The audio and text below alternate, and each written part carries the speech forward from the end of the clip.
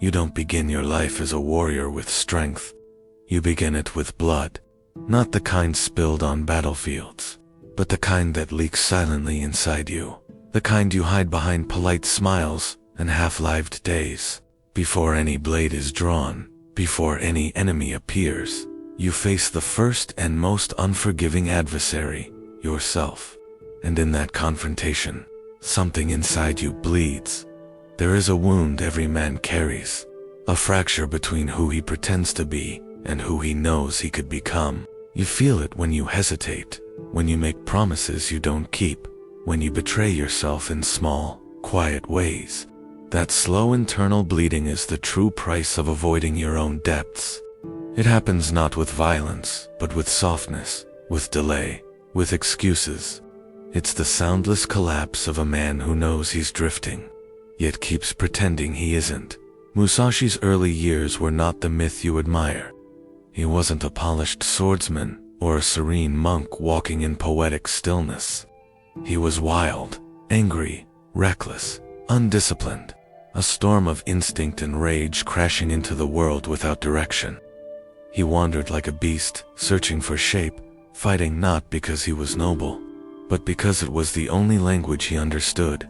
He bled through the chaos he created, and the truth is simple. He wasn't fighting others. He was fighting the version of himself he refused to remain. Eventually, the revelation cut through him. Blood is not just violence. It's sacrifice. It's the cost of shedding illusions. It's the silent burial of the weaker self. Musashi learned that his blood belonged not to the battlefield, but to the inner death he had to endure. And in that surrender, the surrender of ego, of false identity, he finally stepped onto the true path. Transformation begins the moment you stop running from your wounds, when you kneel beside them, acknowledge them, and let them speak. A warrior is not forged by winning. He is forged by bleeding on purpose, by choosing the wounds that carve him into someone real. This is your first price. It always has been. Discipline is a blade sharper than steel, invisible, unglamorous, and merciless. It does not shine.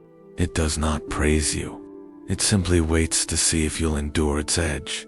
You talk of goals, of becoming stronger, of becoming calm and unshakable. But without discipline, all of it dissolves into smoke the moment the world tests you. The pain of discipline isn't dramatic.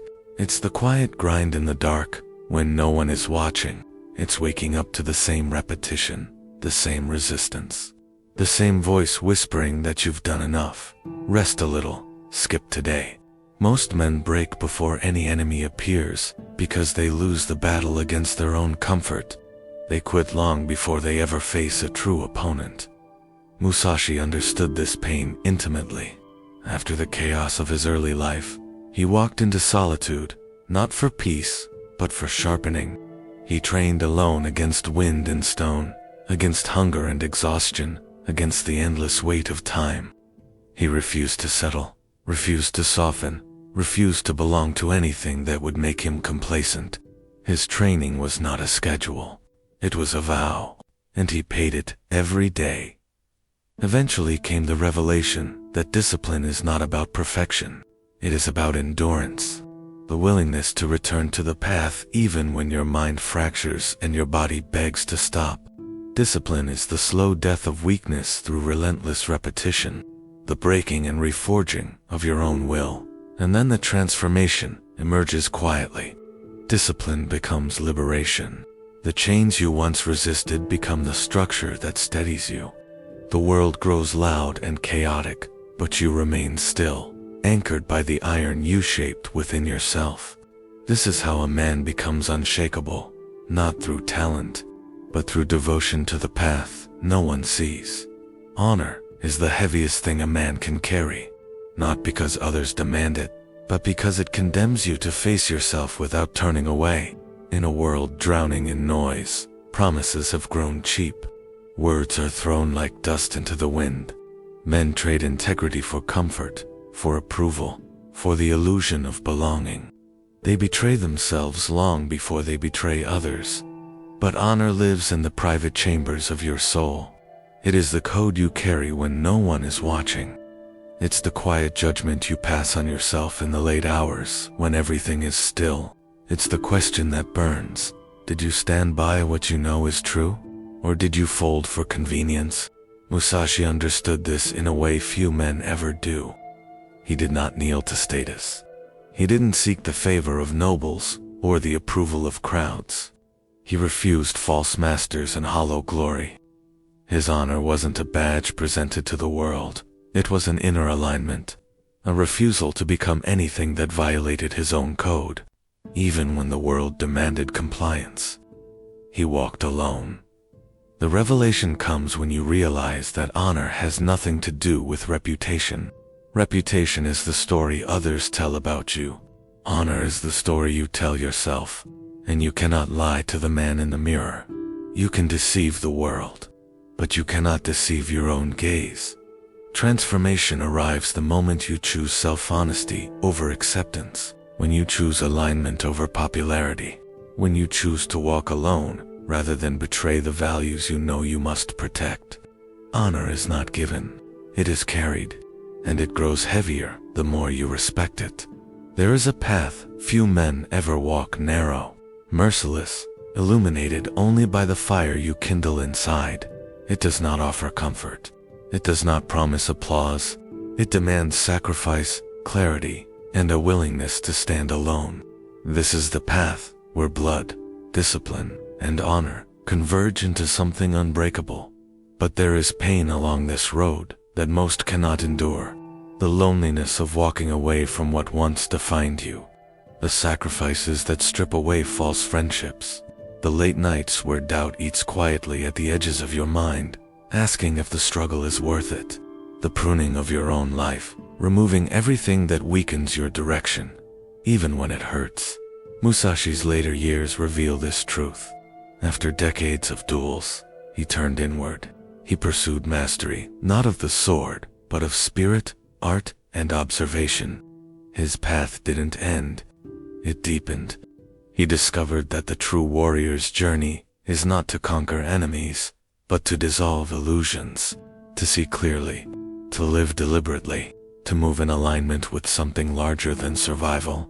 And here lies the revelation. Blood, discipline, and honor are not stages you graduate from.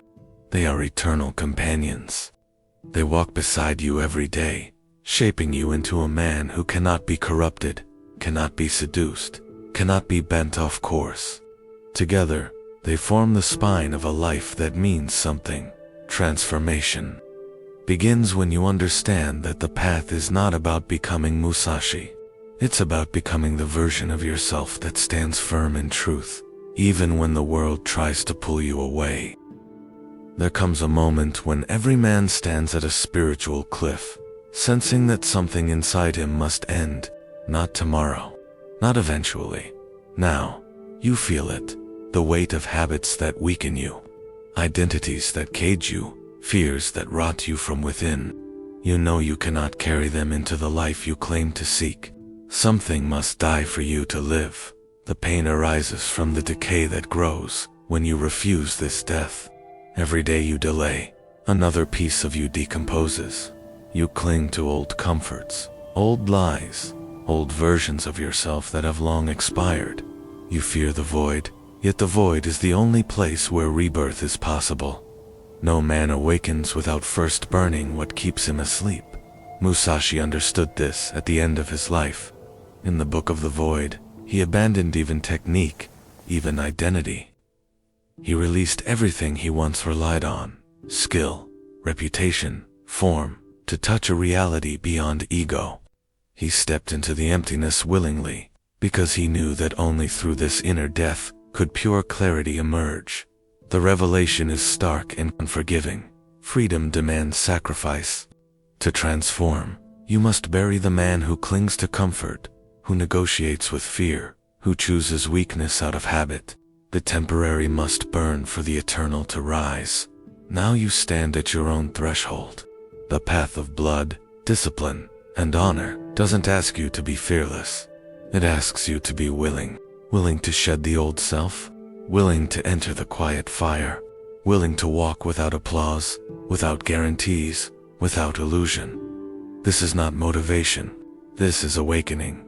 You already know what must die. Now step forward and let the new one breathe.